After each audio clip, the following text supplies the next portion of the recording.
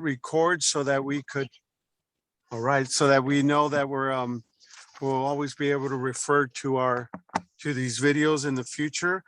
Welcome everyone to the September 27th meeting. Can everyone hear me okay? Yes. See some thumbs up. Awesome. I think we were all hoping to get back together in person sooner than later, especially after our summer break.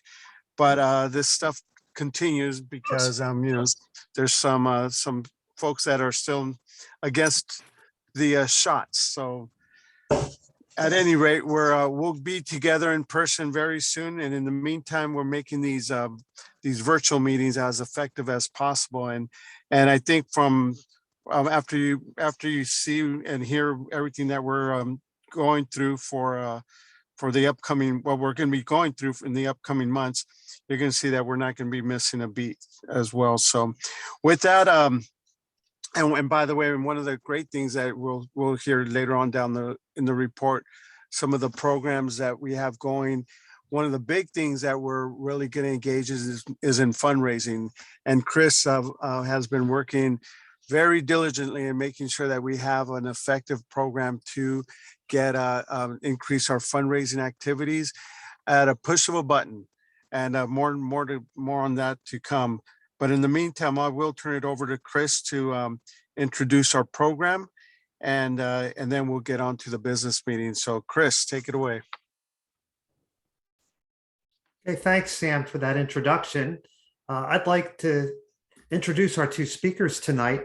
And before I introduce them, Roya, please forgive me if I mispronounce your name. I think I know how to say it. Or how about if you teach me how to say it first so I don't do a faux pas? It's Roya Baghen. Okay, well, that's what I was going to say, so I feel reassured. Anyway, we have with us today two speakers. We have Lauren Wolfer. She's the assistant manager of the Certified Farmers Markets of Coachella, and it's a program of the nonprofit Palm Springs Cultural Center. So in addition to managing the daily operations of the Certified Farmers Markets, Lauren administers nutrition incentive programs that double the purchasing power of CalFresh, WIC, and EDD recipients by providing matching funds for their fresh produce. A lifelong foodie and a Coachella resident, Lauren believes that robust local food economies transform lives and make communities more inclusive, healthy, and equitable. In addition, we have Roya Baghen. She's the policy director at Food Gnome. I hope I've said that right too. Food Gnome, the first legal marketplace for home-cooked food in the US. Food Gnome is a startup and registered food service intermediary on a mission to promote food entrepreneurship nationally by empowering home cooks to legally and safely sell food from their home kitchens. She's a licensed California attorney, passionate about food policy and social justice, committed to advocating for expanding MEHKO, and I forget what that acronym stands for, so you'll have to remind us, food freedom and the cottage food legislation. She's a San Diego native, and she's raised by a family of immigrant small business owners, passionate about advancing economic development and innovation. The title of this talk has changed 2 or 3 times. I can't keep up with all the titles. You know, it has to do with food security, nutrition, and empowering small business entrepreneurs and equity all at the same time. So with that, I will turn it over to Lauren and Roya. Thanks so much, Chris. All right, so we do have a presentation. The title's changed a little bit, but we are here to discuss a piece of legislation that was passed into law in 2018. This is something that there's been a grassroots movement throughout the state to implement county by county, because it's actually, I'm getting ahead of myself, but that's been part of the legislation is that this was passed in California, but it's up to individual counties to opt into. So this is what Roya and I have been working on. I'm going to go ahead and share my screen so we can get this presentation started. Okay, can everyone see my screen? Yep. Are we good? Okay, so I'm actually gonna pass this over to Roya to start this off. Yeah, so thank you so much again for having us here to give this presentation to you all. So kind of our tagline for this is micro enterprise home kitchen operations, which is where that acronym comes in, and you'll see that in the next slide. But we really see it as an opportunity to provide inclusion, incubation, and innovation for our community members. So next slide. So a background on the law, AB 626, is it did pass, as Lauren said, in 2018 with overwhelming bipartisan support. And what it does is it's created a new type of food facility called a micro enterprise home kitchen operation, which is shortened into a MICO. And what that does is it makes it essentially legal to sell most types of foods directly to the public from a home kitchen. And so that would include things like meats and you know, they're your typical like foods that when you consider a meal to be what you would be able to order from a home chef. And it does build upon the success of the cottage food law, which passed in 2012, and has actually, they just passed a new version of the cottage food law that actually expands it a little bit. But what MICOs do is that it expands it much more, because with cottage food, you can only sell like baked goods and shelf stable items. And for example, as of right now, there are around 277 cottage food permit holders in San Bernardino County. And it kind of depends county by county, but it's definitely still, most counties are under 500 for cottage food permit holders, despite the fact that it's been on the books since 2012. But so the way that MICOs differ is that it does allow, you know, all sorts of different meals. But unlike cottage food, where it's legal across the state, as Lauren mentioned here, with MICOs, it requires each county to opt into the law to authorize this type of food facility. And this was actually clarified in a cleanup bill, AB 377. But it basically says that any you know, jurisdiction entity with a health department is the one that's going to be the one to you know, implement this. So for the most part, that's each county. There are a few cities like Long Beach and Berkeley, for example, that have their own health departments, and so they can implement. But it's meant to be on a county level because it is coming out of the health department. And so since it passed, Riverside was the first one to actually start permitting. And since then, Alameda, Imperial Lake, San Mateo, Santa Barbara, and Solano counties have followed suit and opted in, with others pending. San Diego has it now in the works as well. And San Bernardino County has kind of started looking at, you know, what the options are there as well. Just to jump in, expand a little bit more on cottage food. That is something that is become very popular in the farmers market world. It's been about 10 years since California legalized cottage food. So that was the first time that it became, you know, legal to, you know, create food in a home kitchen to sell to the general public. It's proved to be incredibly safe. It's now, as of like recently, legal in the entire United States, and there has not been a single reported food illness outbreak that has been linked back to cottage food. So what MICO does is really just kind of building on that and expanding. You'll see sometimes home restaurant is the terminology that's applied to MICOs, which is definitely true, but in my, I like to explain this a little more as an expansion of cottage food. So rather than just being able to sell cookies or jams from your home kitchen, it includes things like tamales or, soup, food prep, that kind of thing. Okay, I'm going to go to the next slide.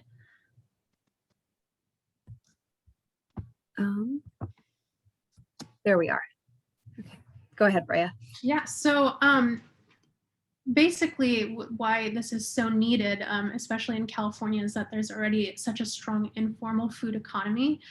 So there are studies that estimate about tens of thousands of Californians already sell food informally from their home, and that's because of the high barriers of entry into the commercial food industry. And so we've also been able, I'm sure everyone knows on Facebook or Instagram, you see people kind of selling their food. And the problem with that is that the current unlicensed home cooks face possible fines, and consumers face public health risks with this existing informal food economy, because there's no one there that can really, hold these home chefs up to a higher standard. But it's what we've found that it does actually look like is 30% first generation immigrants, 85% women, 48% African Hispanic or of multiracial descent, 35% of household incomes of less than 45,000 per year.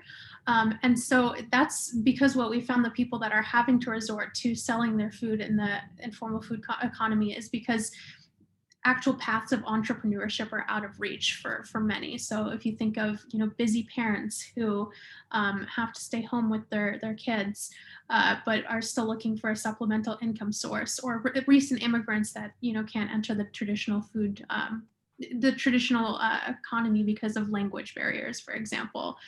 So I think, I mean, we've all probably seen people posting, that they're selling food informally, and so this is where Miko's really step in to help with that process. Yeah, so just to add to that, I mean, the informal food economy, as we call it, has existed for years and years. I mean, in I think every immigrant community, there can be such a lack of culturally appropriate food available. So, folks will just, sell it, make it and sell it to their own neighbors informally. And that's just the thing that's really exploded thanks to social media. And now it's moved into a phenomenon that just doesn't just exist with immigrant communities, but is just become really wildly popular. And I see people like selling barbecue on Instagram, that kind of thing all the time. So this is something that's definitely happening. We are working to make a permit system. Well, we're working to garner support for the existing permit system that could make this safer and more equitable.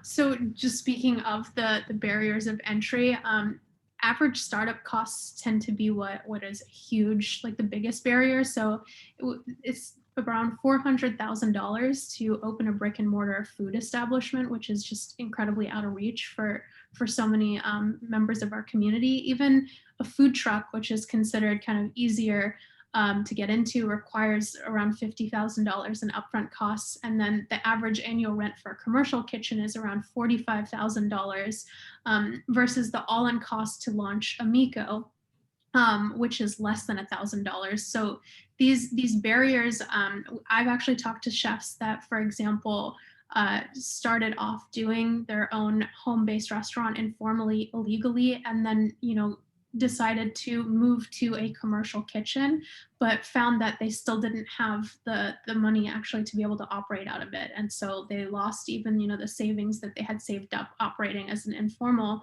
home kitchen when they made that jump to a commercial kitchen, just because they weren't ready and had no other option. So costs are a huge component to why people are doing this informally. Another thing too, it would be caretakers, for example, people who are unable to work a traditional job to home caretaking duties. So a lot of, parents, for example, we have a chef in Riverside, Chef Denise Blackman of Soul Goodness, and I'm going to read you her quote. It's, being able to operate a home cooking business is especially helpful because I'm the single parent of a special needs son. This lets me work around his schedule when I'm able and help support my family. This is almost like a godsend because, as I mentioned, I have an autistic son, so it's just hard. Employers tell you they'll work with you until they have to work with you. So Miko's in particular, we found that among the areas where it is legalized, it is majority women who are able to enter this field and drive this entrepreneurship in different communities. Next slide. Yeah. Okay. All right, so we're going to move into like the three main benefits of the MECO permit system. Oh, sorry. Here we. So sorry. Let me. Okay, there we are. So first and foremost, most importantly, inclusion. So again, MECOs provide entry for low-income individuals and caretakers and folks who basically otherwise could not afford to operate their own food businesses. This is just something that it creates a system where it's a stepping stone for anyone that might want to start culinary entrepreneurship. You know, there's not just the barriers to access that are financial. I mean, that's the huge one, of course, but even culturally, it can just be really difficult for folks to navigate. And of course, you know, the safety is paramount. So there's a good reason that we have a lot of, you know, onerous regulations of brick and mortar restaurants and food facilities. And, you know, these are inspected just like any other food facility, but all of the resources that a single individual has to pull together in order to launch a culinary business is something that is really difficult for savvy English speakers and people with access to capital. So when you take those two things out of the equation, it becomes exceedingly difficult, and people just get kind of stuck in patterns, again, where they're forced to work for other folks and they're not building generational wealth. So again, this is something that is a pathway for folks who have traditionally not had easy access to the culinary industry to become entrepreneurs and start something for their own. It also improves access to healthy food for individuals living in food deserts. This is something that as a farmer's market manager, I've seen a lot. You know, we do a lot of community nutrition work in terms of nutrition incentives, which is just basically trying to encourage people to come to the farmer's market, you know, and buy more fresh produce. But the truth is that, you know, a lot of times it's not just that folks are lacking access to fresh produce, but they also lack access to the time it takes to prepare that.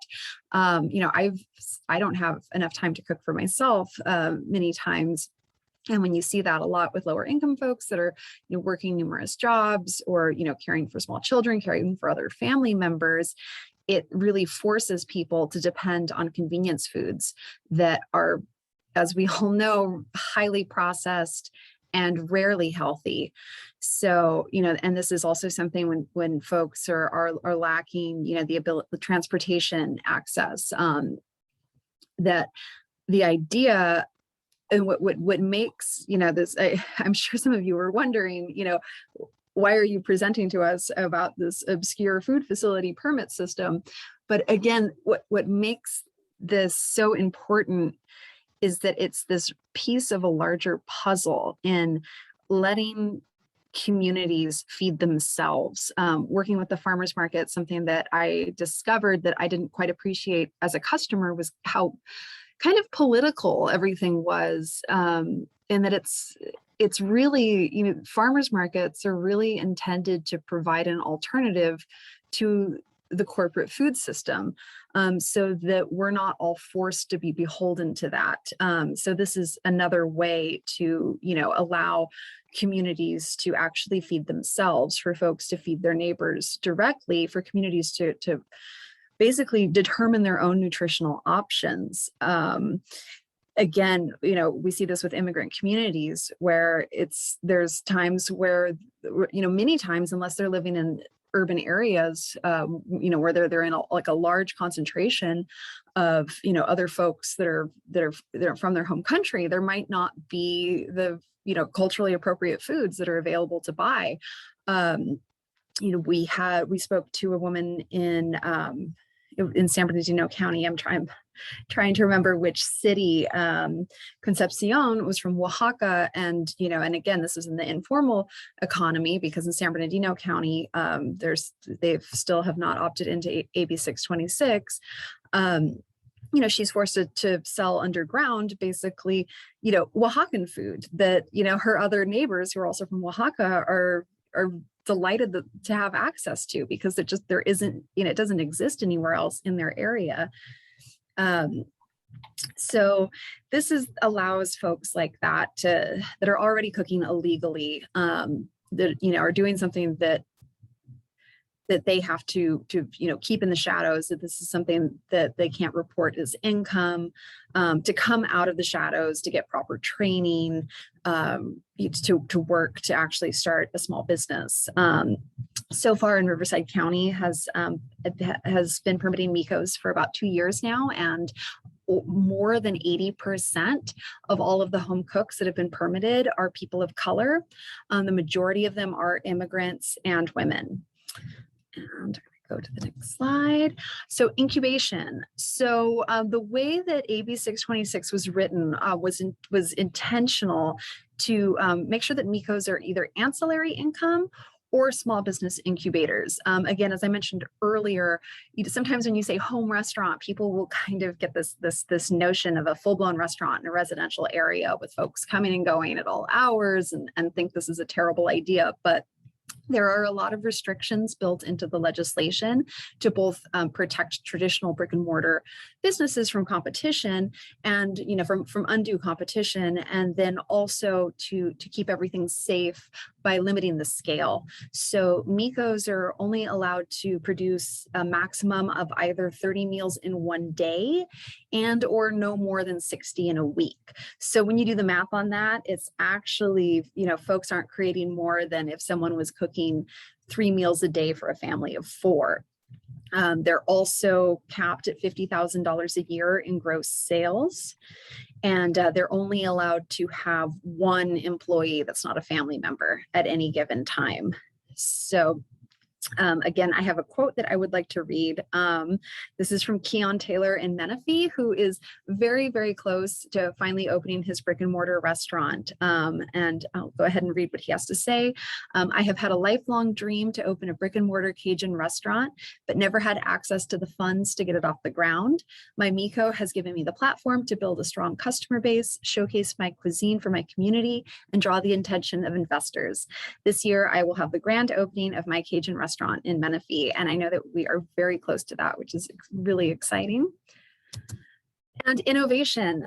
So these are just kind of a list of the sort of examples of different small businesses that are currently illegal in LA County, but are legal in Riverside County. So for instance, a farmer who wants to offer educational cooking classes and tasting events with specialty produce, a local entrepreneur testing out their restaurant idea before signing the lease on a brick and mortar storefront. We hear this a lot actually from folks in the restaurant industry, from chefs, from business owners that say, this is actually how I got my start. I was doing this illegally. I've heard from folks that that this is the true first step in starting a restaurant from scratch isn't, looking at buildings and signing leases. It's testing out an idea to see if it's viable. It's testing a menu with folks. And it's really common that this will happen casually and informally through a home kitchen. So we also a personal chef preparing nutritious meals for senior citizens, folks that do meal prep work. That is something that would be legal with a MECO permit system. Again, cottage food operators, they would be able to create custom wedding cakes and just greatly expand their kind of offerings. Families selling pumpkin pies or tamales for the holidays. So again, as ancillary income, this isn't intended to be something that is, well, I mean, it could be year round, but it doesn't have to be. It's something that provides this amazing flexibility for folks. So, the people in the office that sell tamales, that doesn't have to be underground anymore. People could just do this, through special times of the year. And again, this brings back to the problem of culturally appropriate foods not always being available and empowering communities to create that for themselves. a couple a couple hosting cooking classes and a supper club at their home. Maybe, the foodie couple that wants to do a themed dinner party once a month. That would be legal. Church members preparing meals for people experiencing homelessness or hunger. Right now, even if it's given away in LA County and in San Bernardino County, it would not be legal to prepare food in your own home for distribution, just through a church. Or a home cook making takeout meals for neighbors or for farm workers. Again, just the idea of, instead of folks having to turn to convenience food and fast food, to be able to buy some takeout meals from people in their own apartment building, we think is really revolutionary. And I'm going to pass this back over to Roya. So the nice part is that, before AB 626 passed and AB 377, there were a lot of fears around what could happen and where it could go wrong. But we have 2 years of amazing data out of Riverside County that really shows what a program like this can do for the community. And they actually received the 2020 California State Association of Counties Merit Award for their home kitchen ordinance and their implementation. And currently there are around 130 permitted cooks operating in Riverside County. And based on the case study that we did of the past 2 years of these chefs, it comes out to about 85% being people of color, 60% being women, and then only about 6% of them deep fry. So one of the concerns initially was, what is it going to do to our infrastructure system if there's grease, things like that. And actually we found that very few of them use deep frying, and if anything, they're doing so in a safer way, because in order to actually obtain the permit, you have to go through and get a food manager certification and learn of, get that education that those otherwise doing things informally don't have. And in all of the time in operation in Riverside and in the other counties, there have been 0 food safety related complaints. So this really shows that, by getting the permits and doing this the proper way, it's really protecting public health as well. And some of the pushback that we've heard as well is from cities. Since this is a county program, cities don't have the ability to opt out. And so some of them, it's just, for some cities, they are thinking that it might end up impacting, their code enforcement, what they have to do. But in all that time, we've done a PRA request, and it turns out that there've only been 2 complaints, and those had to do with MECOs that were either just permitted or hadn't even been permitted yet. So showing that the actual education component can help.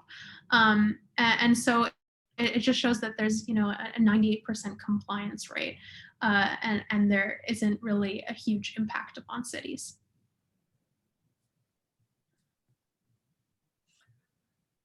All right, so just to wrap this up, the main benefits of a MECO permit system, which again is not yet available in LA County, empowerment. MECOs create an inclusive pathway that empowers entrepreneurs to generate income and test out their business models at minimal cost.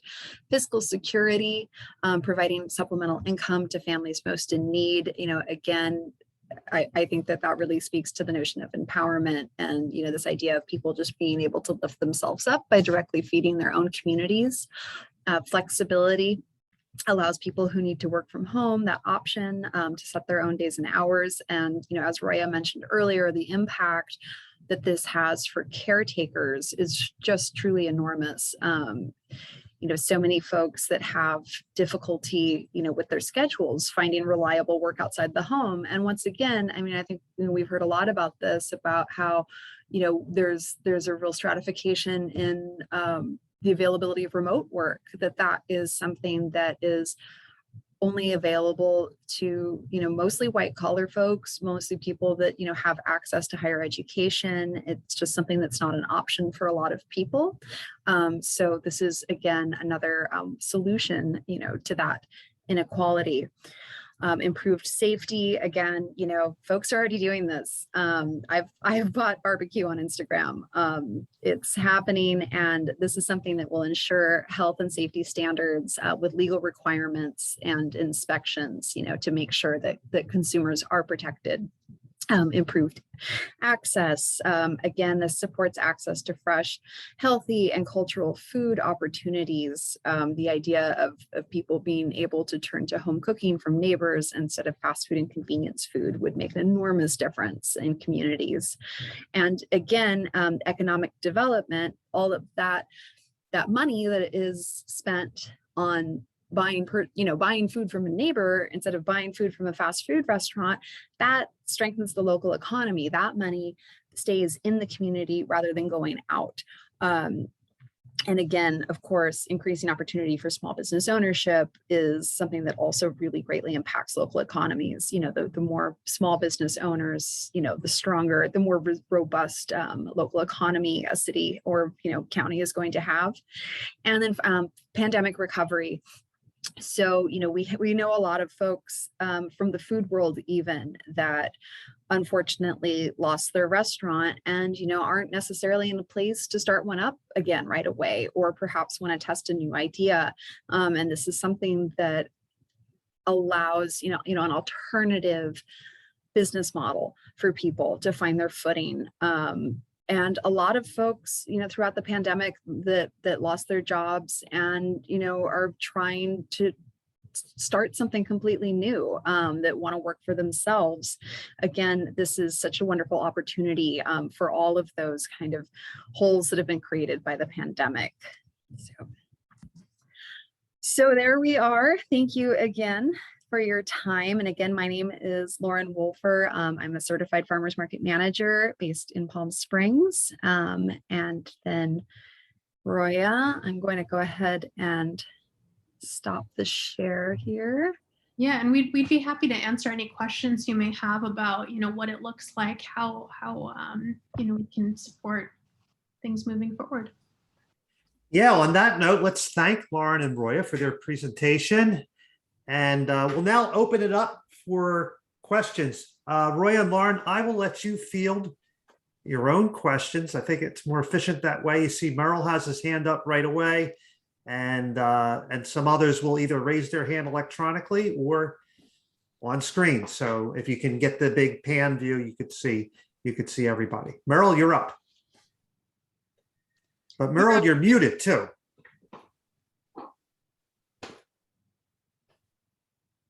Merrill, you're still muted, my friend. I hit it now.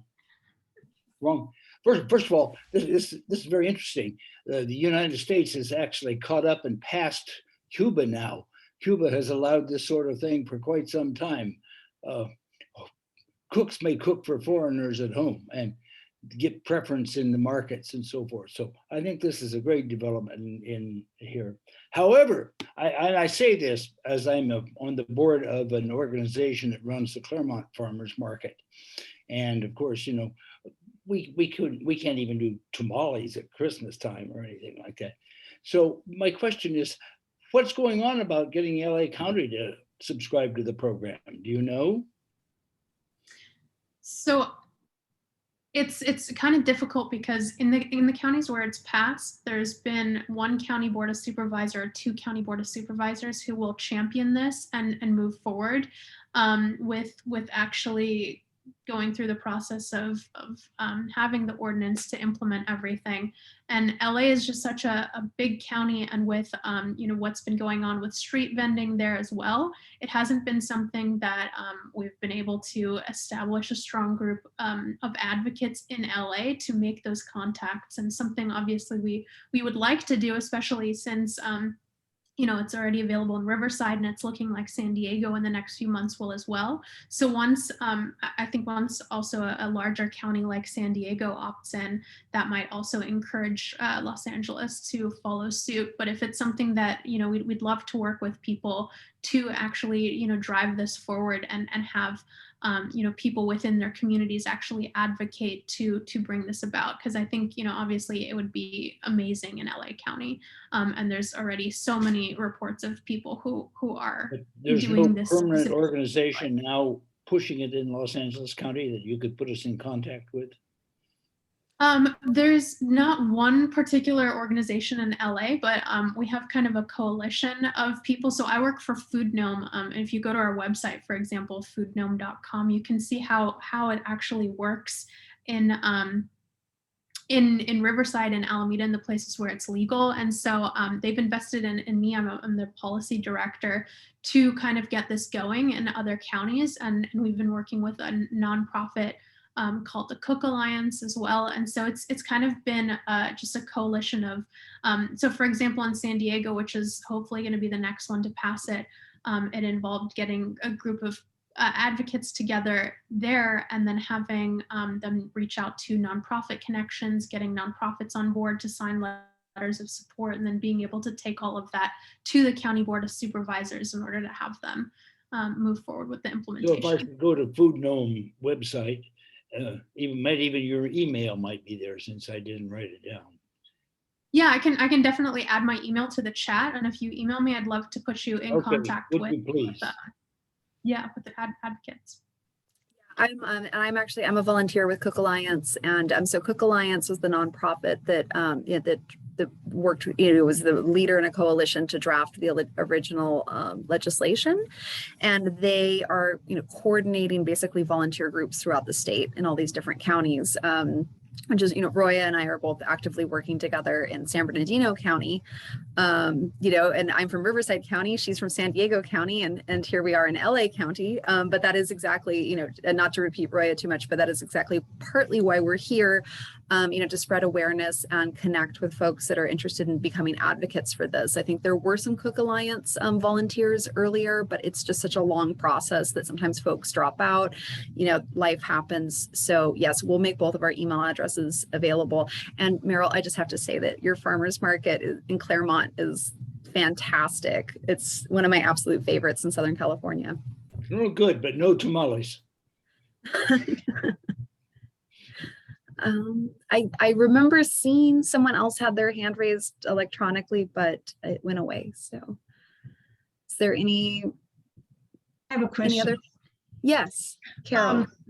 I live in Pomona, although not the city, but there's so many new vendors and food carts in Pomona at all hours of the day and night, even not trying to be subtle about it. So I thought maybe when you started, I was not paying close attention and I didn't realize it wasn't approved in LA County. Is there something special in Pomona that they have the ability to do this, or are all these people being so late? The AB 626 actually just deals with home kitchens. So street vending is a separate issue. Oh. There's definitely a connection, but if you have a MECO, you can only sell the food that you prepare out of your home kitchen directly to the end consumer. So you can't make it and take it to another location. This is something that has been proposed as like a solution to like folks that are turning to street vending, because again, it's something that this is a phenomenon that's happening when people are just not given access to to a safe and legal way to sell their food. But yes, if that answers your question, so this is separate. And then Roya, if you want to jump in on that. Yeah, so it is separate. If you want to know more about like street vending specifically, it's SB 946 that regulates and as it looks into street vending. But this Okay, is so it probably is regulated, or yeah, so it is something that can be regulated under a different law. So that's separate. Hey, allow me to jump in. How about we go Dee Dee, then Jennifer, then Mike Bose. Thanks, Chris. Thank you so much for a great presentation, but I have to admit the photos of food made me really, really hungry. So I might flee the meeting for my kitchen. But I have two questions. I hope they won't take up a lot of time. The first one is it likely or possible that people who have a home kitchen can develop that business to the extent that it would take on the more repulsive or exploitative aspects of a gig economy type employment, where they have casual employees or contractor employees who help them and whom they then exploit. My other question has to do with how people would find out that there is a Miko in their community or neighborhood, so they could patronize them. I mean, you have cases from Riverside, so it must be working. Yeah, so those are both really great questions. So I guess to start, a lot of people end up working through like platforms, and in Riverside specifically, you can actually go to the health department's website and see which ones are legal Mikos or not. But if, for example, they're on our platform, foodgnome.com, they have to be legal and permitted. And so there's definitely a layer of accountability through the services, like service platforms that make it available. Although there's some like, bad actors obviously as well, even in that space. But in terms of not taking advantage of people, it's meant to be a very small scale business where the chef is kind of the business owner and operating things. They're the ones that get the permit. They're the ones that would get a business license, all of those things. And there are the limitations in place, both in terms of gross annual income. So it wouldn't end up being like a churn type of situation, because they aren't allowed to make over 50,000, but also they're only allowed to have one full-time employee. Or like a family member helping them. So it's even baked into the law was language about how it's meant to be, an incubation space to help people of color, people that otherwise don't typically have those opportunities. So it's not really something that, so I think they were very careful also in making sure that by having these caps and also in California specifically, there's no third-party delivery. As a rule. So that basically means that companies like, Uber Eats or DoorDash can't come in and impose huge fees and then do the delivery for, these home cooks and greatly, reduce their margins. If they want delivery as an option, it has to be the chef themselves or their one employee or like family member that lives in the household with them in order to do delivery. So it keeps it all very insulated as a small business. For the purpose of following, the intention. That covers all of it. I just want to say that I love that question so much, and that all of these things were considered in the drafting of the legislation. So AB 626 is written in a way to prevent those kind of issues that Roya explained. So thank you for that. That was a really good question. Jen, go ahead. Thank you so much. I'm sorry, I came in a little bit late. Does the Miko relieve the person of having to have an industrial kitchen to? I just want to say that I think that this is such an exceptional opportunity, particularly for new arrival families who are still very much most comfortable within their culture group. And so if there's anything I can do to help advocate, I would be happy to shoot you an email. I would love to support you. I can't believe that it's not approved in LA County when we have so many refugee families who are doing this illegally, and already that doing things illegally is already compounding the feeling of being afraid of everything. That new arrival families are already living with that constant anxiety as it is. So it was a terrific presentation. Thank you so much. Thank you. Yeah, we would love to be in touch with you. Mike, go ahead, you're up. If anybody else wants to get in the queue, please raise your hand or flag me on camera. Well, thank you for the fantastic presentation. I think this is a great effort. You mentioned briefly the idea that cities within a county can't opt out. And I'm curious, maybe you could explain that dynamic a little bit. Is it possible that that's part of the inertia that needs to be overcome in a county like LA, that there are a number of cities that are resistant, and once it gets passed, then they're locked in, or there's enforcement issues? I don't know. Could you expand on that a little bit? Yeah, that is definitely one of the biggest issues that we're running into. It's even some county board of supervisors not wanting to, impose this on the cities within their district, for example. But the fact of the matter is, the reason why it was implemented like this is because, each individual city doesn't have their own health department. So it's to the county who, directs their health department to then create the permitting system and being the ones that are doing the inspections and everything like that.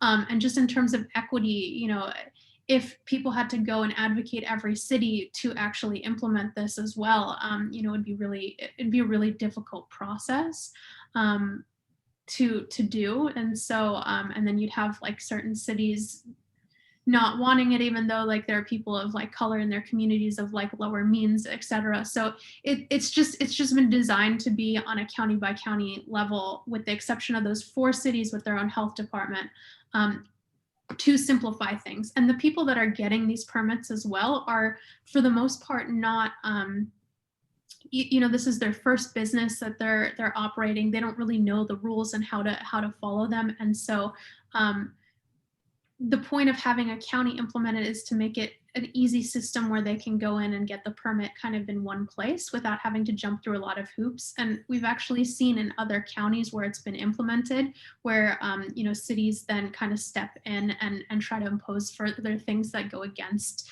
the law, actually. So it's not supposed to matter for zoning purposes. Obviously, zoning, typically you can't have a home-based businesses are regulated differently. And so some cities then require home occupation permits, and then within that wastewater permits and all of these things. And it just makes it very difficult for the people who are trying to do this as a small business and the demographic that is really meant to help to go about, jumping through all of those hoops. And so that's why, we're really stressing that hopefully we can get cities on board to write letters of support, but that just makes it very difficult. And at the end of the day, it is up to the county to do this, because they're directing their health department to create this, easy kind of hopefully one-step permitting system for people to be able to do this legally. Yeah, we have, we deal with opposition from cities. This has kind of been our biggest hurdle in San Bernardino County. We're currently, working to collect letters of support from city councils, which is a very slow and torturous process. But essentially, there are, a lot of concerns about potential nuisance issues that, again, it haven't been borne out in the 2 years in Riverside County. As I said earlier, sometimes when you say home restaurant, people get very upset and picture, some kind of crazy, full-blown business, something right next door that's going to, be this loud problem with cars and, taking up parking, people coming and going. But the restrictions are, really built in to prevent that. And again, like, as I mentioned, there are so many different kind of types of flavors that Miko's can take on. It's really unfortunate, because we do see this a lot with cities where they're, responding negatively to concerns that are valid, but really when they're actually analyzed have turned out to be unfounded. So. Thank you very much. Okay, are there other questions? Going once. Karen, go for it. I think it's a wonderful thing, because it's a way for the people who are newest to do something that they know how to do and to help them do it. It just seems like a very good democratic thing that we should be doing. And it's a fine time to do some stuff like that. So thank you. I didn't know anything about you, but you're great. Oh, thank you, Karen. Thank you. And again, one other thing I'd like to note, and thank you so much. You all have been really beautiful. again, some folks, just may never be comfortable with the idea of, buying food from a home kitchen of folks they don't know. And that's fine. And that's one of the things that the legislation is set up to ensure, that the food doesn't go to wholesalers, it doesn't go to third parties. This is something, that people go to people's homes directly. It's a face-to-face interaction, which, again, on the flip side, is part of what makes this really wonderful in terms of community building. It's something that I see at farmers markets all the time. I'm sure, Meryl, you understand what I'm talking about.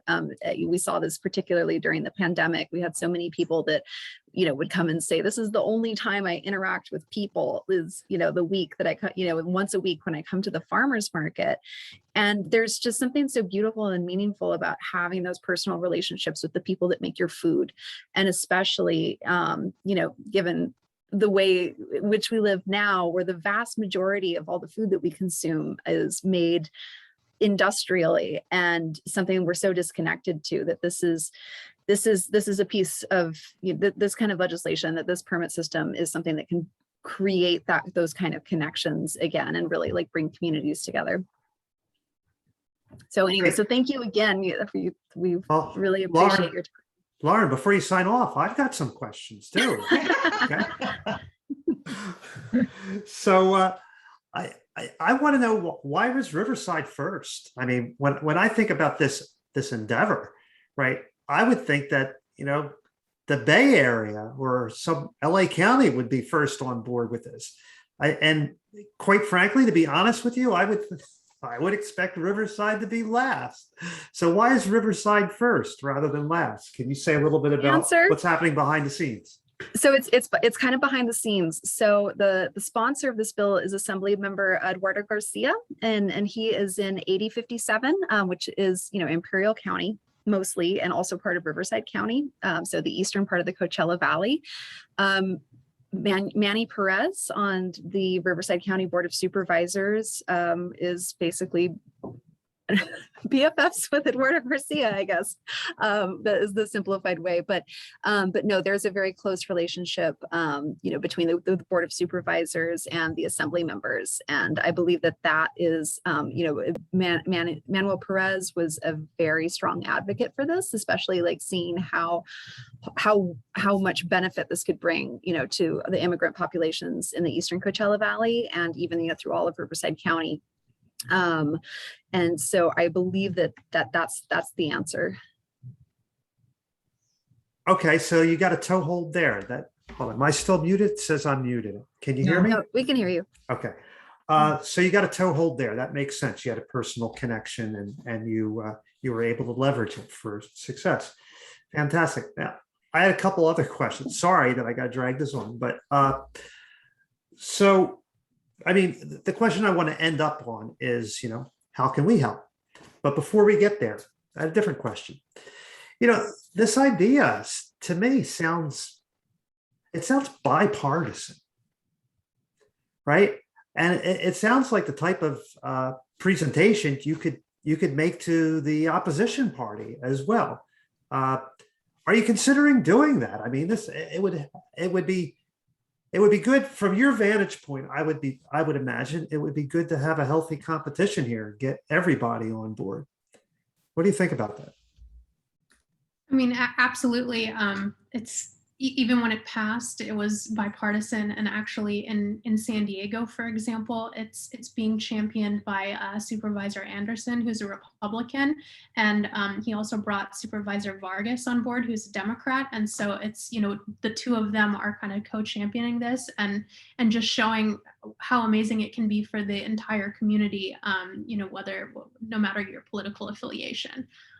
So there are definite, high points to this, and it really feels like a win all around. You're really helping small business, you're creating more opportunities, you're helping immigrants, people of color, you're creating equity. It's just, to us, it's very much a no-brainer. Obviously we're biased, but yeah, that's a great idea, and definitely something we're striving to do. Yeah, Okay. absolutely agreed. And obviously Roya and I come at this from an equity perspective, but there's a real libertarian movement towards this as well. In fact, there's several states that have something called food freedom laws. Like for instance, in the state of Wyoming, If you want to make food in your home kitchen and sell it to somebody, there's no permit, there's no nothing. It's not, there's no permitting system, but it's not illegal either. The only thing that you're prohibited from doing is anything that's federally prohibited, so they can't work with meat. But I believe, and Roya knows more about this, that South Dakota and there's a couple other states that have similar legislation. Food freedom is also something that's similarly sweeping, but the issue with food freedom, like Lauren mentioned, it doesn't include meats, and how many people, do we know that are making meals that don't include meats in them? I mean, especially like culturally, it just, so that makes it difficult, and that's why we think MICOs are a better avenue to move forward with this. But it's interesting, but the proponents of that are coming at that from a conservative perspective, in terms of not letting the government tell me who I can sell my cookies to. But yes, that's a really great question. And, especially, as I said, like, we're really actively working in San Bernardino County, and we figured out real quick that, just coming from a progressive equity standpoint wasn't really going to get us too far. So we're very interested in reaching out to Republicans as well. Okay, and I'll give you a chance to hit this one out of the park. Okay. How can we help? So I would say what we've heard from so many people is nobody really knows that this is a possibility, that this is an option. So kind of spreading the word, and we see this as kind of a grassroots movement of getting people really galvanized, excited to bring this forward, so that when we do approach county supervisors, then there isn't as much opposition. It can be something that can be implemented quickly. So if anyone has, connections, knows of people that want to advocate, or connections to nonprofit organizations, people that would write in letters of support, or like a direct connection to, county supervisor, et cetera, we see this as a real team effort, across the board to get this through and to get this opportunity for our community. I just saw a question: how do chambers of commerce feel about MICOs? For the most part, also in support of MICOs. We had one in San Diego testify in support of. We've been working with small business development centers, for example, and we just see this as more opportunities for people to actually join the small business communities wherever they are, and actually join the chambers of commerce and get their business licenses, et cetera, and be able to come out from the shadows and get technical assistance from organizations that provide that already, so that they aren't afraid to actually be able to learn how to properly operate their business with what community resources are already available there. Okay, on that note, let's thank both Roya and Lauren for their presentation today. Thank you so much. Thank you. Thank you so much, everyone. Thank you. Yeah, you have our emails, so please email us, and we hope to work all together to get this opportunity going. Please, anyone, if even if you just think of a question later, please don't be shy. Feel free to email. And of course, if there's any way that you'd like to help, like, we'd love to hear from any and all of you. You put out a directory or anything? A web page or a directory? So we're actually working on building kind of a wider like petition that people can sign, and like a place to sign up. But for now, let me just find you a link. If you go to our website, you can sign the petition for the area that you're in. Thanks. Get you that direct link. And then with Cook Alliance, there's a listserv with emails that go out, and that has kind of updates on all of the grassroots work that's being done throughout the state. So again, if anyone's interested in being included in that, or they do a newsletter that comes out fairly regular, like once to be monthly, but is maybe more periodically. Again, if anyone's interested in signing up for those, just reach out to either myself or Roya, and we can help with that. Yeah, perfect. And the link that I shared, that actually does take you to a national petition. So if you sign that, then you'll kind of join the petition list, and you'll get more email, like a newsletter, when there's any specific things happening in your zip code, in your county. Super. Thanks again, both of you. And and we'll wait to hear from you, and please stay in touch. It's two ways. So thank you. Thanks. Thanks, everyone. Good night. Okay, at this point, I'm going to turn things back over to our club president, Sam Pedroza, who'll take us through the next step in our meeting. All right, Chris, thank you very much. Before I do that, I want to welcome Jennifer Stark, who's here, who asked a question earlier. And then welcome, Jennifer. It was nice to see you. And then I am going to add a couple things to the agenda. We have the request to co-sponsor the Women's March on Sunday, the October 3rd.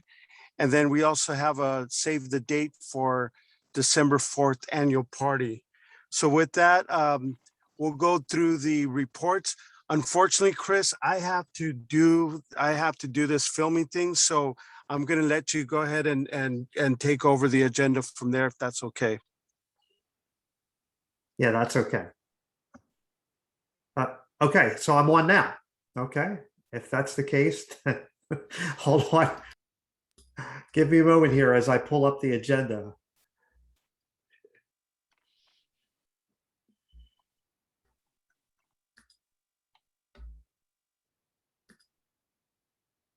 Give me a moment here to navigate. I know right now we usually do reports. So why don't we just go in order? I don't know. Usually I think Carol is first up. I usually give my report on our talks. That was in the printed agenda, so I'll allude to that when I get it. But I think you know that Tina Wu Fredericks, who's a school board member in the city of Pasadena, is going to be up next. She's going to be speaking at our early October meeting, I believe. So with that, I'll turn it over to Carol. Okay, regarding the Treasury, first of all, I want to thank you all. I'll talk about the signs that the club bought 100 signs, and then I bought 100 signs. That wasn't such a great idea. 50 would have been better. But at any rate, the club, we basically broke even on the signs. We sold them they cost about $7.50, and we also bought a ad in the paper. And so that the signs at $10 each really paid that all back. And the star sellers of the signs were Dee Dee Wills and Karen Rosenthal and Merrill, who together must have done about half of them. Yeah, you did a great job. And at any rate, and then I ran around and did a bunch, and Murray also did some.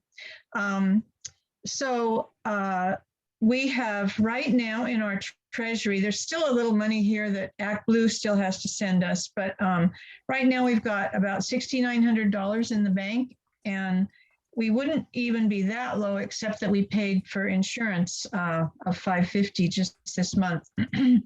But so we're in good shape, and I know we're going to talk about later fundraising, but for now we're holding our own around the $7,000 mark. So thank you very much.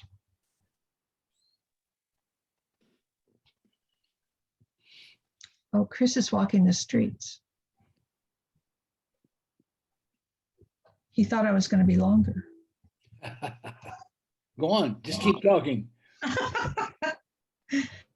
Nope, that's all right. I think he wrote in the chat that Merrill, you should go next. Oh. And then Debbie, if you see the chat there.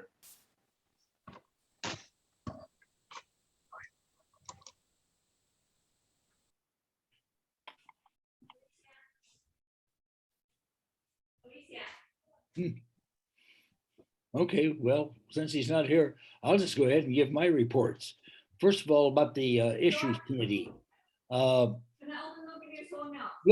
nationally, we Newsom won. That's out of the way. We spent a lot of effort and energy on that. Secondly, as far as the nation is concerned, we're in a period of stagnation right now, waiting for the Senate and the House to break loose on all these crucial bills. So we're mostly just sitting and holding our breath to see what happens about those. As editor of the Voorhees Voice, it'll be out the 1st of October. Everything is moving quite smoothly there, so it'll be out on time. So Chris, I just gave the reports for the Issues Committee and the Voice.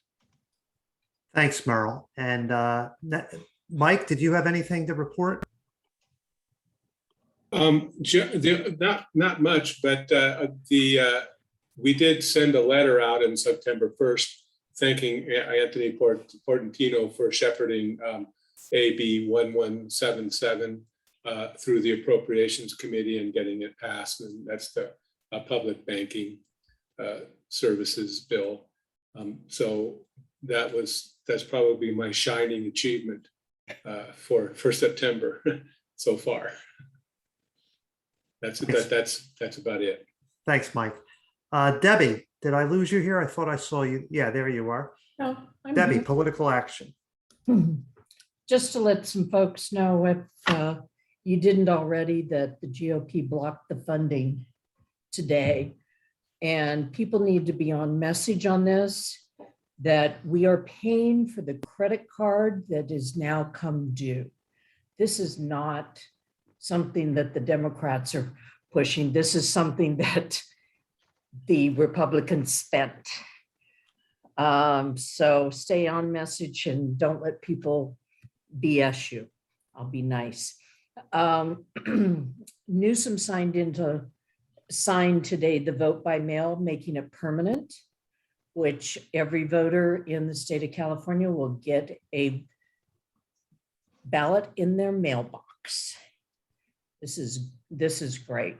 It really is. Another thing is that we need to thank Anthony Portantino. I don't know how folks are aware of how good he is on gun safety legislation. And he just, Newsom just signed his SB 715, which tightens the gun buying loophole that allows kids to buy guns between the ages of 18 and 20 if they have a hunting license. And this is how the kid shot up the synagogue in Poway, is that he had a hunting license so he could go and get a gun. And also one of the things is that we need to be careful on there's been some floating around on some of the message social media regarding Semper Energy giving large donations to the California Democratic Party. And I also saw something through, I think it was the Sacramento Bee, but I don't have a subscription to read it.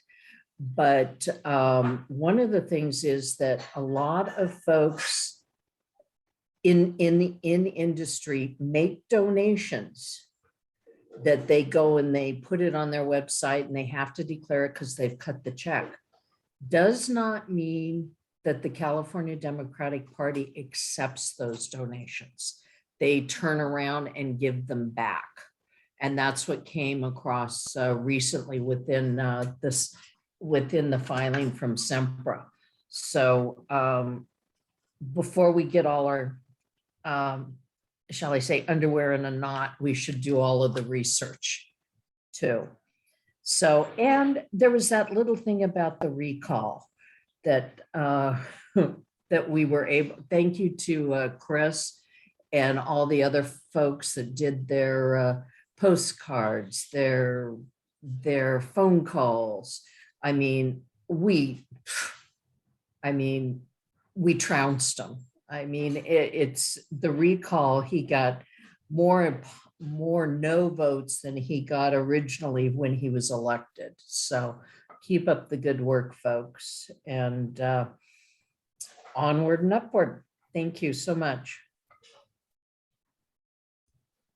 Okay, on that note, I'll add something too. I mean, the no one recall effort was something that the club exercised a lot of muscle in. And so we're building capacity so that we could utilize that capacity in 2022. So this was a practice run of sorts to see if we can get people to take the next step, whether it's people calling or writing or canvassing for a first time, or if they've already done that, to host a phone bank or to host a canvas. And so we had people step up, and that was really encouraging. I hosted a few phone banks myself. Then Palana Tiller, who was here earlier, she hosted a couple phone banks, and so did Josue Barnes. And so they hosted, and we had people from not just Claremont, but from all over California and all over the country. We had people from Nevada, Minnesota, Texas, Florida, New Jersey, Massachusetts, New York, Georgia. You know, we had people from all over make some calls. We dialed over 1,500 people. We reached 150 people directly and spoke with them. And if you run those numbers by the number of people who made calls, that's about par for the course. So, you know, we're developing capacity, and that's capacity that we can build upon and use later. I also ran a canvas out of Ontario, so I did that for the first time. Sorrel was involved, Jen was involved, I think Alfonso was involved. Who else here on this call? Bob made calls, Merrill made calls, and perhaps some of you did other things that I just don't know about. So we're going to make sure that we know how much we're doing, so that we can say in the future, you know, this is what we do when we're behind something. This is what we're capable of doing. And that should increase our influence and our clout going forward. In any event. Incidentally, Hugh Wire, who's sitting there anonymously, he ran a magnificent postcard writing operation too. Excellent. Thank you, Hugh, for doing that. And then maybe was Hugh, were you coordinating postcard writers, or were you writing postcards, or both? He was coordinating. He probably wrote a lot too. Okay. Well, good. That's stuff that's a skill that we could use. So thank you, Hugh, for doing that. And Debbie, go Carla ahead. Johnson too, Okay. wrote a lot of postcards. We should thank Carlotta too. Okay. So let's see. Next item on the agenda is we're moving now to new business. And the first item is the revisions for approval, which are attached. So I guess I'm looking at this. Let me see if I can share my screen. I don't know how readable it is with the yellow, but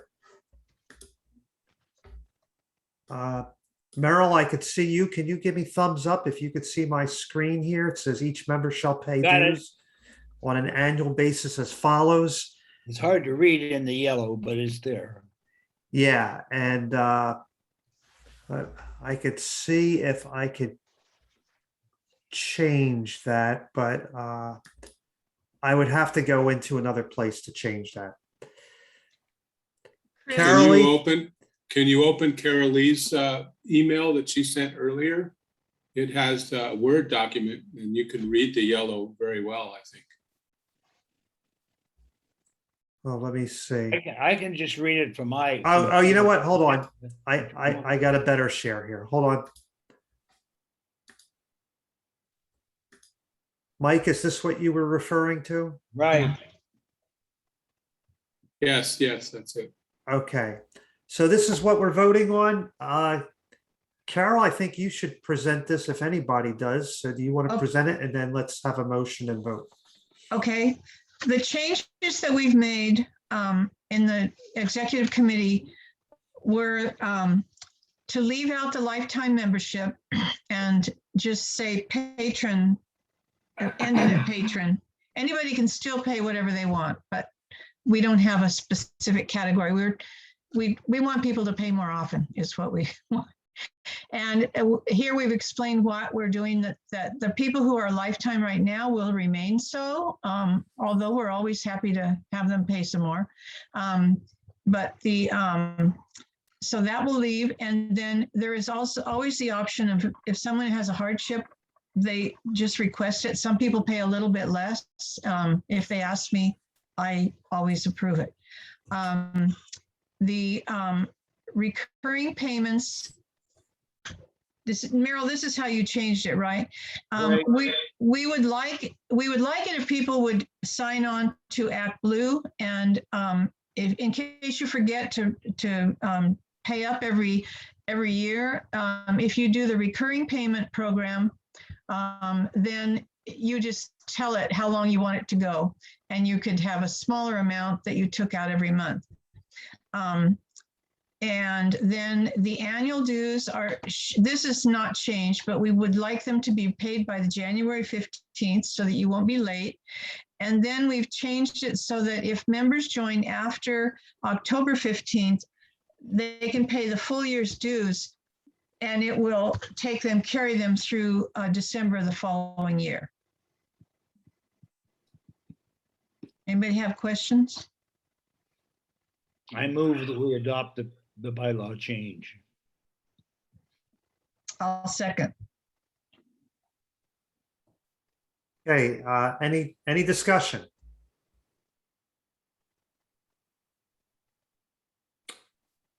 Okay, all in favor? Aye. Aye. All opposed? Aye. Sandy, is that opposed, or is that? No, I was just getting in late on the I vote. So yes, I approve. Okay. Sorry. Any abstentions here? Okay, the motion passes. Yay. Okay, let me stop sharing that. And then let me see what's next up on the agenda is the grievance procedure. Okay, so let me pull that up. Could we get an explanation on why we're doing this? Because I think it's wasn't clear. Were we trying to plug a hole that we had a grievance that needed to happen, or if it's the reason that we are required by LACDP to do this, which is the reason why we did it as part of our chartering process. Okay, thank you very much there, Debbie. Debbie has been very generous in putting the question that way. Yes, the Los Angeles County Democratic Party is requiring us to have a grievance committee and a grievance procedure as a requirement for our continuing as a charter organization within the party.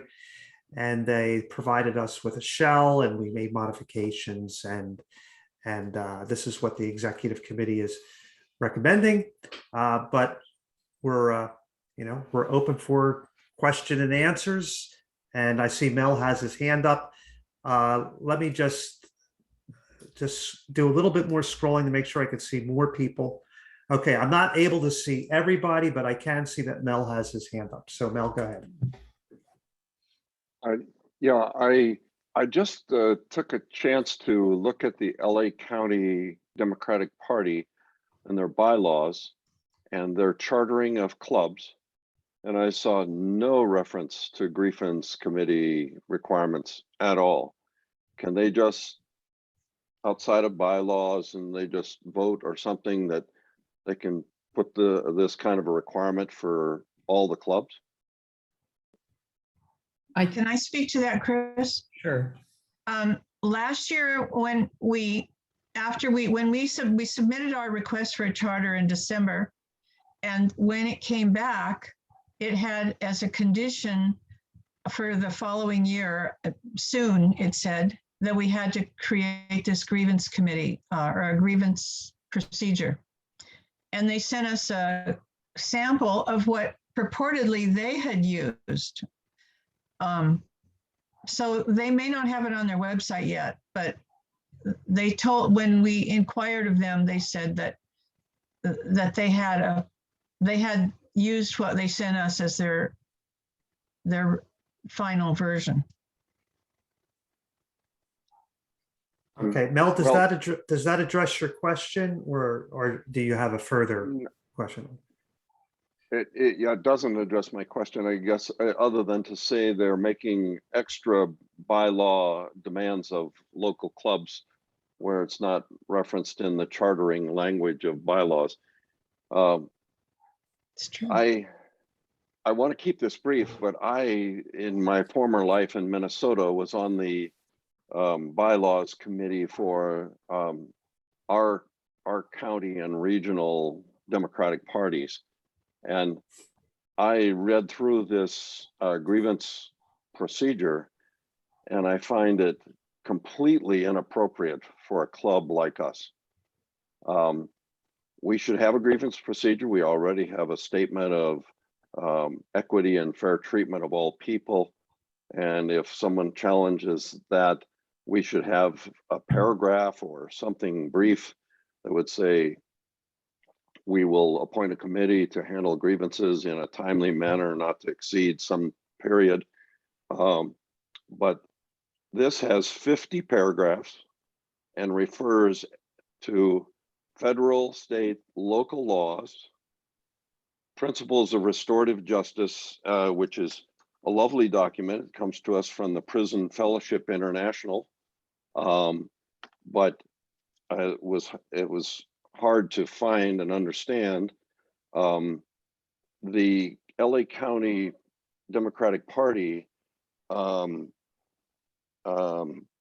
of conduct, which is incorporated into this document by reference, cannot be found. I searched it on the web. I looked at their website. They have a title and a underline that looks like it should be a link, but there's no link.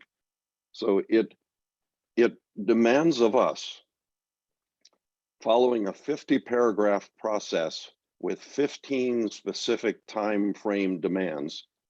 This has to be done this time and that time and within these parameters and with these members. And I think at minimum, we should have a local member lawyer who understands kind of how our club runs, rather than put this 1,500 word, 50 paragraph template, substituting our names for the name of the county of Los Angeles. It's just, I've been around grievance procedures in my life, in my work experience, and this is one of the worst grievance procedures I've ever seen. So unless we've got a leak in the boat that we need to plug, unless we have a process that really is designed to work for us and for the real world, we are going to amend the bylaws, insert a committee with all kinds of requirements that I frankly don't think we're ready or able to implement. And so I stand opposed to adopting this. I stand in support of a simplified grievance procedure, appropriate for a smaller club, but incorporating principles of representation, equity, and fairness. So I've spoken too long.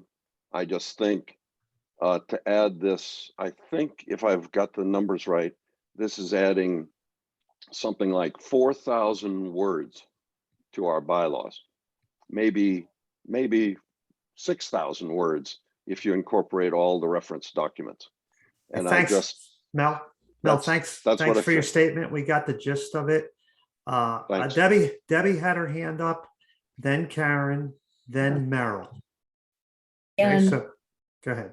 I think, thank you for coming back from vacation, Mel. Sorry. No, but he absolutely has a good point, and I'm wondering if he would be able to possibly summarize that for us to take it to LACDP to say, you know, you got it for us, but you don't even have it on your website. And for the reasons that he's stating on elaborating and so forth, I would agree with him. Now, I can tell you that probably part of it, not probably, I can tell you, I'm sure that part of this is the result of some of the happenings within the party over the last couple of years. And so in some ways, they may be overcompensating, from going from one extreme to the other. And no excuse, but possibly an explanation.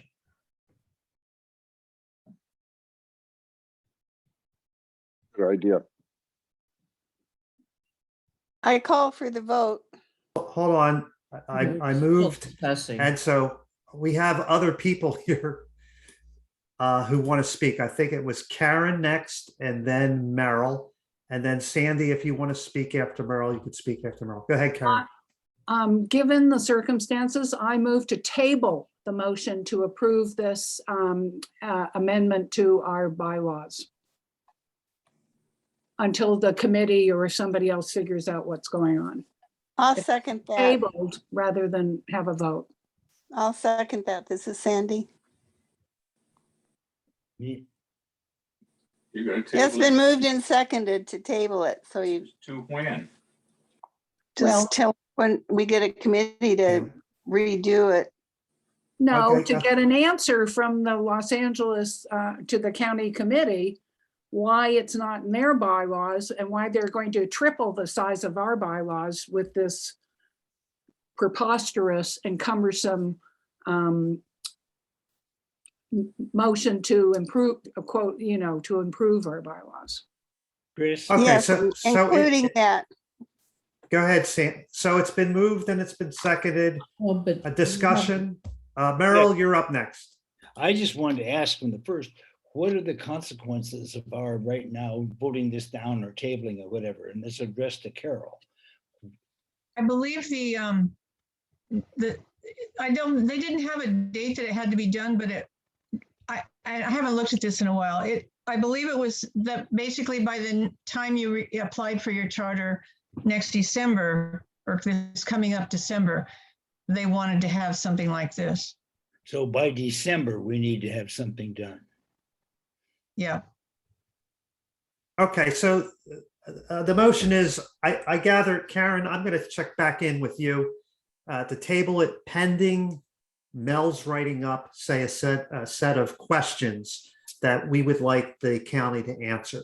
Is that a fair understanding of your proposal, Karen? And it doesn't have to be Mel, it could be a two-person committee, just giving the questions that Mel asked.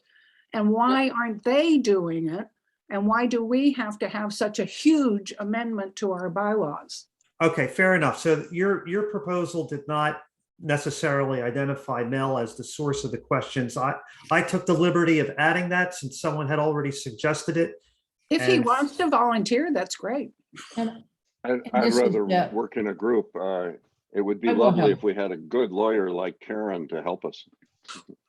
Oh, which Karen? Not me, not Oh. Karen. Oh, you're not a Chapman's. Oh, I'm sorry. Wrong Debbie, guy. you wanted to say something? I said I would be more than happy to help Mel. I'll bring the wine. Well, we can each bring the wine. We'll do a good job of it. There we go. I volunteer also, but I'm going to be out of town for the next 3 weeks. So Okay, thank you. thanks, Karen. You just Okay, wanted so to- that's the proposal. The proposal is we're going to table this and we're going to create a committee consisting of Mel and Debbie to draft the questions. And then I gather we're authorizing them to pose those questions to the county. In other words, there's no intermediate step with reviewing. Okay. Is that so? Karen and Sandy, will you accept that as the content of your motion? Yes. Yes, I do. Okay. So discussion. I call for the vote.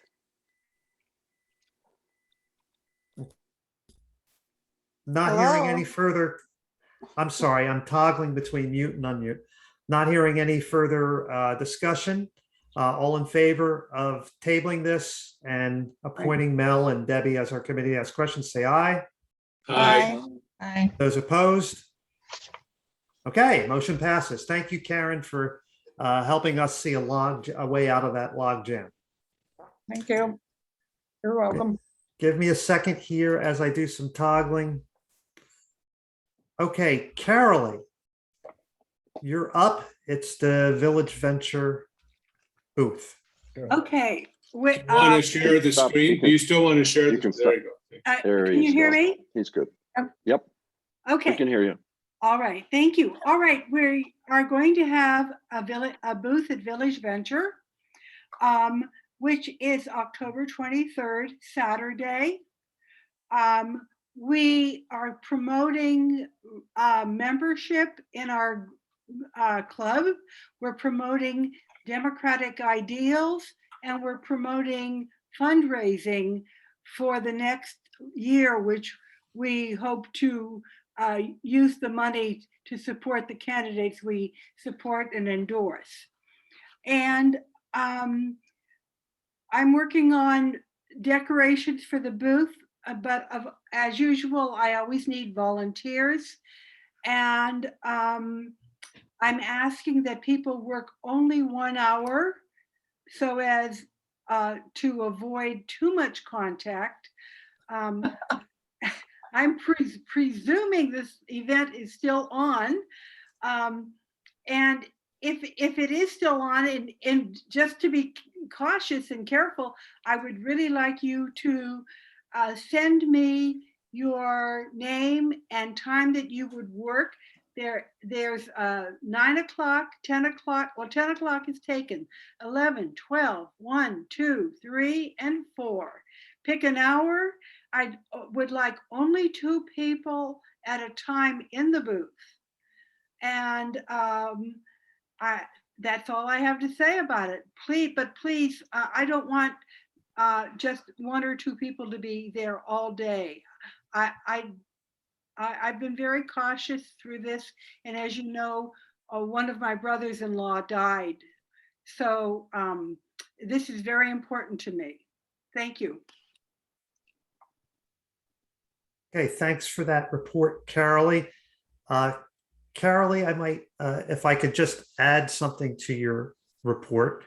So the club is going to be initiating a silent auction that the funds from which will be devoted to the political fund. And so along those lines, what I'd also like to show you is that now on our website, we have the capacity to designate funds for the political fund. So if you go, I'll share the screen here. Hold on just a second.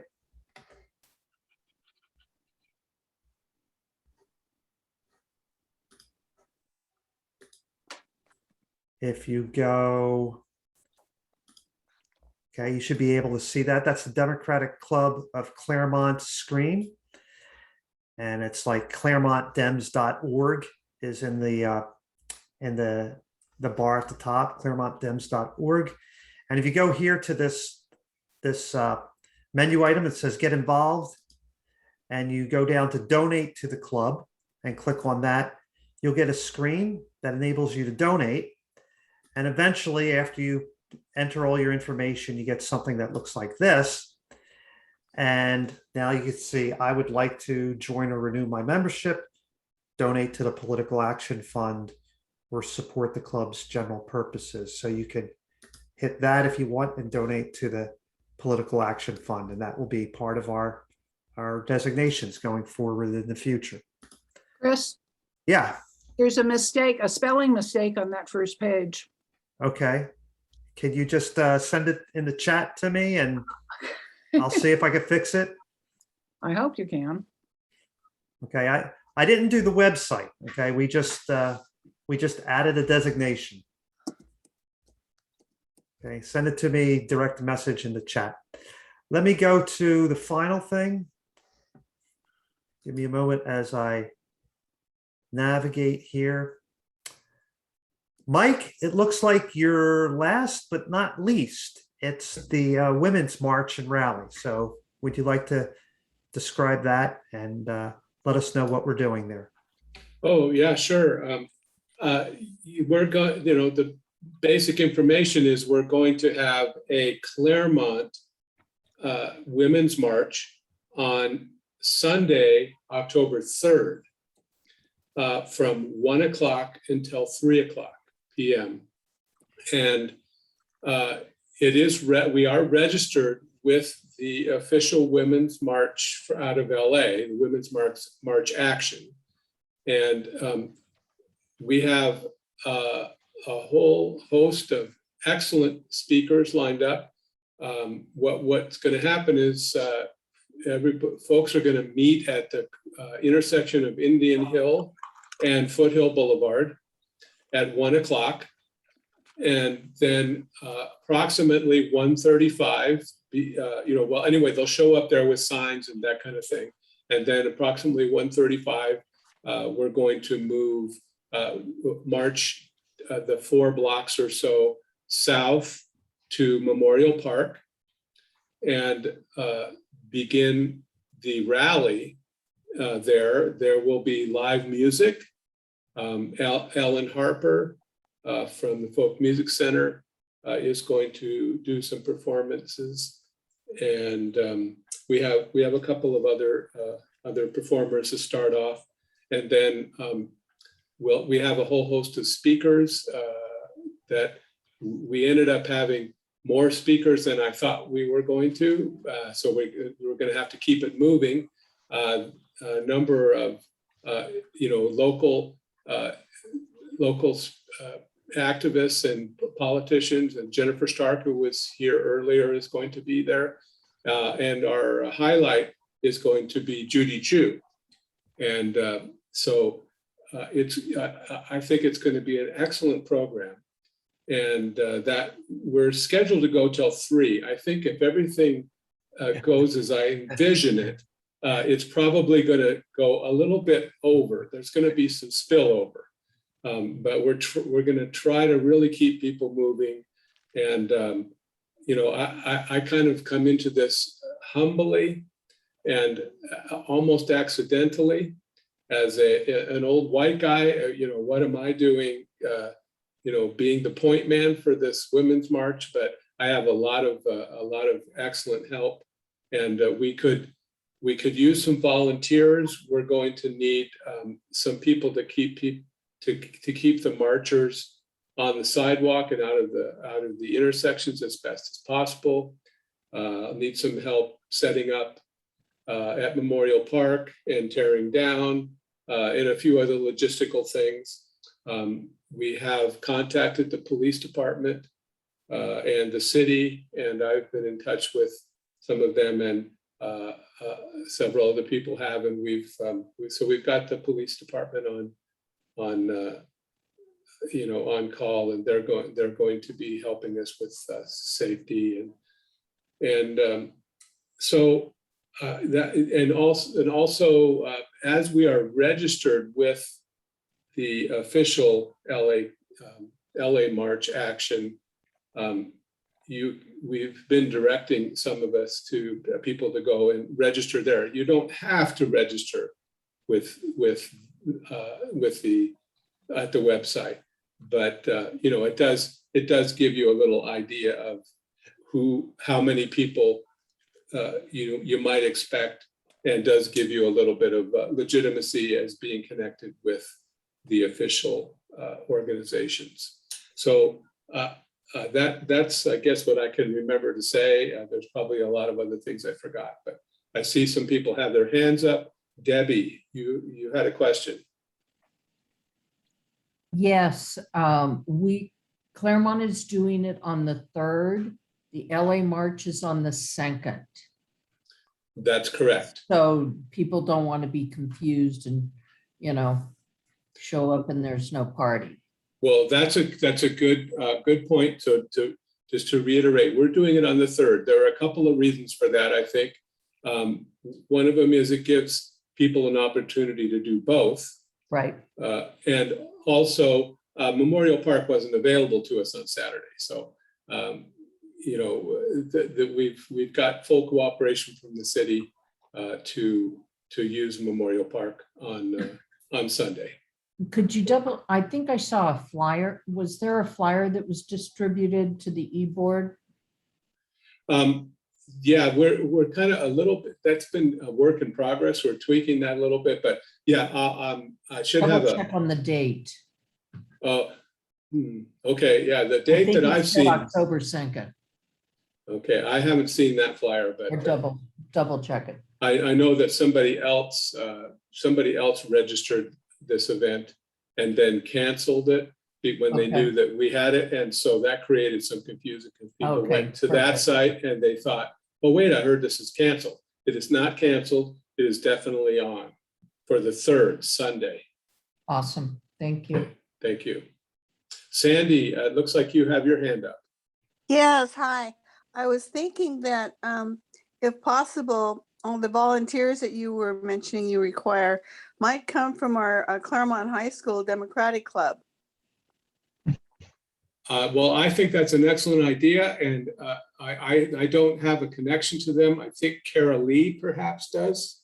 She does. No, you know what? I've been trying to connect with the high school, and last year they had they had 7 students at any online meeting. This year, I have reached out to Miss Bodnar, the club advisor, and to the young girl who said she was the president, and she's not responded to at least 3 messages. So I don't know what's going on. Miss Bodnar does not know what's going on. We're going to have to decide what to do about this. But right now, they didn't register with the ASB, and then I don't know that they had a booth at Club Rush. Okay. Thank you. Mm-hmm. Okay, let's see. I think Merrill, you had your hand up. Yeah, there's 2 things. First of all, about the flyer and the information, all the detailed information, speakers, etc., will be in the Voorhees voice out on the 1st.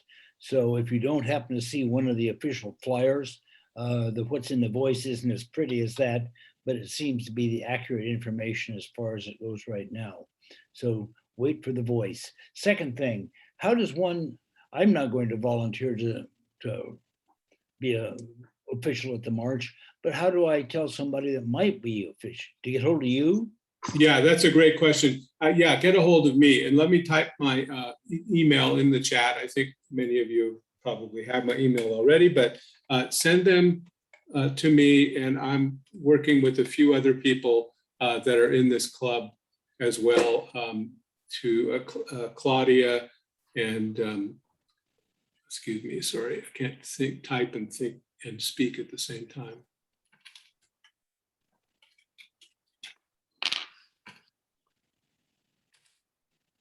Okay, there, I think I probably put, yeah, I put something in there that I shouldn't have. There's not a comma between DR and Mike, so sorry about that. But yeah, Susan Castanedo is helping, and Claudia Strauss, and of course, Kara Lee has been helping, and several other people. Carol Bernasso, Susan Bernasso has been really fantastic in setting things up at the city. So if you can, but contact me, and then we're still working on it. This is falling into form as we go. But anybody who's interested in helping, make an announcement about the working party too at your house. Yeah, anybody, if you want to make a sign, come on over. I have everything ready. Wednesday, Thursday, or Friday evenings. Come, and I've got all the boards and the pens and things ready for you. Okay. Excellent. Thank you. Anything else on this item before we go to Carol and the FDR dinner? FDR ER dinner. Oh. Okay, Carol, looks like you're up. Yes. I don't remember the name of it or the time on there or the date. Oh, is it October? No. Carolee, when is the FDR dinner? November the 6th. Okay. November 6th. November the 6th is the FDR dinner as usual this year, except that I believe, except for a cocktail party, it's going to be on Zoom. And they have, we usually would buy a table, or we would supplement whatever everybody else paid to complete a table. And so this year they're selling the tickets for only $35. So we figured a table would be $350. So we're hoping that we'll get lots of our club members to go in and buy a table, and then our club will pick up the remainder. So you can let me know if you'd like to pay your $35 for the. Carol, I had a question about that. Should Yes. this be added to the club website as a special event? So we had those 3 radio buttons. Should I add a 4th? Yeah, That would be okay. Temporarily for this Yeah. dinner? I think that was going to be my suggestion. Good idea. Okay. Let me get into the guts of that Act Blue and then I'll add it so that people can do I that. think you like adding those buttons to the. No, I don't like getting into the guts of Act Blue, but I'm willing to do it. Thank you for doing that. That would be great. Chris, can I say that you may not have realized this was a strategy for raising funds, but you asked me to test out the Act Blue website, which I did. So I went through it, and of course, you said you don't have to go, just go all the way, and then you don't have to make a donation. Well, of course, I went through it, and I got there, and I made a donation. Now I can't remember how many zeros were after the 1.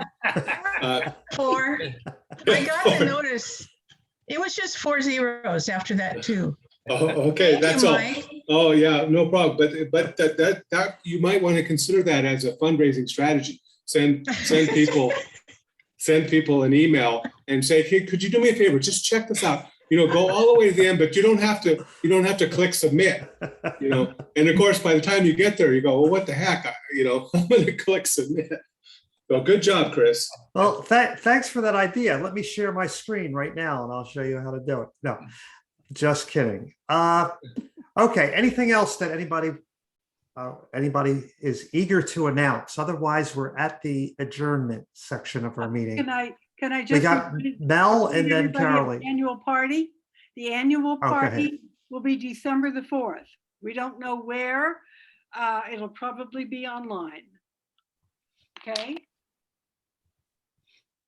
I just put an announcement in the chat, a very first class climate summit that's free to attend. The link for registration is in the chat, and just check out the website. You'll see the speakers and what's going to happen. It's this Friday. It's the best 3 hours you'll have on climate this month for sure. Where? Okay, anybody else? Where is that gonna be? It's online. Oh, There's a link to it in the chat, Karen. If you click on that link, it'll take you right to the website. Okay, not hearing any further discussion. May I have a motion to adjourn? Go for it. Okay, second, Second. all in favor? Aye. Aye. Yeah. Okay, thanks everybody for your input today, and we'll see you next October 8th, if not sooner. Take care now. Bye. Thank you, Chris. Bye-bye.